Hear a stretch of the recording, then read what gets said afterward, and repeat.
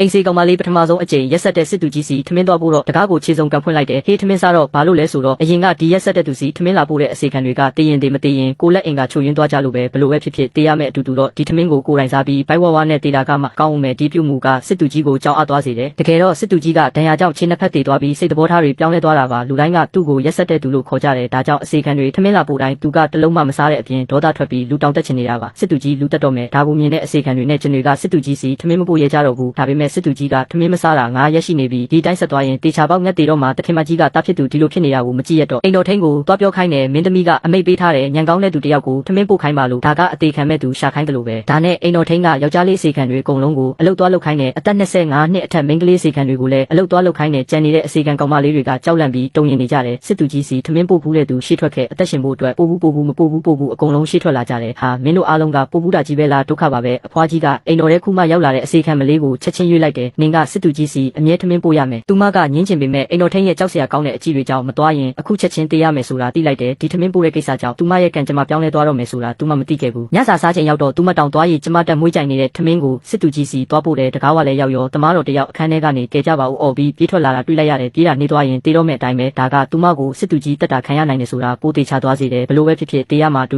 တတိရှိပဲတေးဖို့ဆုံးဖြတ်လိုက်တဲ့အစီခံတယောက်လိုမဟုတ်ပဲစစ်သူကြီးကိုအော်ပြီးထမင်းစားခိုင်းလိုက်တယ်ထမင်းစားတော့ထွက်သွားစမ်းโอเคကိုဟာကိုလွတ်ပြီလို့ထင်လိုက်ပေမဲ့စစ်သူကြီးကသူမကိုရက်ခိုင်းလိုက်မယ်လို့မထင်ထားဘူးအခြားသူတွေလိုသူ့ကိုထမင်းစားဖို့ဘာလို့မတောင်းပန်တာလဲလို့မေးတယ်ရှင်ထမင်းစားမစားကျမအပူပါလားဒါပေမဲ့တခင်ကိုပြန်မပြောရဘူးလို့အိမ်တော်ထင်းပြောထားတာတတိယသွားတော့တနာစရာကောင်းတဲ့ပုံစံဟန်ဆောင်ပြီးတလုတ်လောက်စားဖို့တောင်းပန်လိုက်တယ်ထွက်သွားဆိုတဲ့စကားကပထမတစ်ခါထွက်သွားနဲ့ဘာကွာလဲသူမနားမလဲဘူးဒါပေမဲ့သူမလှည့်ထွက်လိုက်တာနဲ့စစ်သူကြီးကသူမကိုထပ်ခေါ်ပြန်တယ်ထမင်းကိုယူထွက်သွားဖို့ပြောတယ်သူမကစစ်သူကြီးကိုနည်းနည်းလောက်ဖြစ်စားဖို့တိုက်တွန်းခြင်းပေမဲ့စစ်သူကြီးကိုပို့ပြီးဒေါသထွက်သွားစေတယ်အဲ့ဒီအချိန်မှာပဲစစ်သူကြီးရဲ့တင်နေတဲ့ခြေထောက်တွေကိုသူမမြင်သွားတယ်ကြည့်မိသွားပြီးမင်းပါကြည့်တာလဲသူမလန့်သွားပြီးထမင်းဘူးကိုကင်ကချက်ချင်းပြေးထွက်လာခဲ့တယ်ဒါပေမဲ့တကားဝါရောက်တော့ထမင်းဘူးကပေါက်ကျသွားတယ်အထက်ကထွက်လာတဲ့အနံကြောင့်ကြက်ကြော်ဆိုတာသူမသိလိုက်တဲ့တလုံးအလုတ်တာတောင်ဒါမျိုးတလုံးမစားနိုင်ဘူးလို့တွေးမိပြီးဒီတိုင်းလွင့်ပြရမှာနှမျောစရာပဲစားချင်လို့သူမကတက်တီမွေးပြီးပြန်မေးလိုက်တယ်ရှင်မစားဘူးဆိုရင်ကျမစားလို့ရမလားမစားချင်နေလေဘသူစားပေါ့မစားချင်နေလေမစားဘူးလားအစောကြီးဖြစ်ဖြစ်နောက်ကျမှဖြစ်ဖြစ်စစ်သူကြီးလက်ချက်နဲ့တေးရမှာပဲဆိုတော့တကားဝမှာပဲထိုင်ချလိုက်ပြီးအထက်ကကြက်ကြော်နဲ့ကင်းမုံကိုထုတ်ပြီးစစ်သူကြီးရှိမှတင်အပါတရစားပစ်လိုက်တဲ့အစီခံတယောက်အနေနဲ့ဒါကအရန်ရတာရှိလို့နဲ့ဒါကစစ်သူကြီးကိုဒေါသထွက်ပြီးတိမတက်ဖြစ်သွားစေတယ်ဒီအစီခံမလေးကဒီလောက်တတိခဲမှန်းသူမထင်ထားဘူးတကယ်မွေးတာပဲအဲ့ဒီအချိန်မှာပဲသူမကစစ်သူကြီးရဲ့ရုပ်ရည်ကိုကြည့်ပြီးအံ့ဩသွားတယ်အရက်ရှိရှိခန္ဓာကိုယ်နဲ့ခံရတဲ့မျက်နှာပေါက်တကယ်ကိုမိုက်လုံးနဲ့ဒါပေမဲ့သူကရက်ဆက်တဲ့သူဆိုတာချက်ချင်းသတိဝင်လာတယ်ခုလေးတင်သူ့ထမင်းကိုအကုန်စားပစ်ခဲ့တာလေခွက်နဲ့ပြစ်ပေါက်ခံရတော့မယ်နောက်တစ်စက္ကန့်မှာပဲစစ်သူကြီးက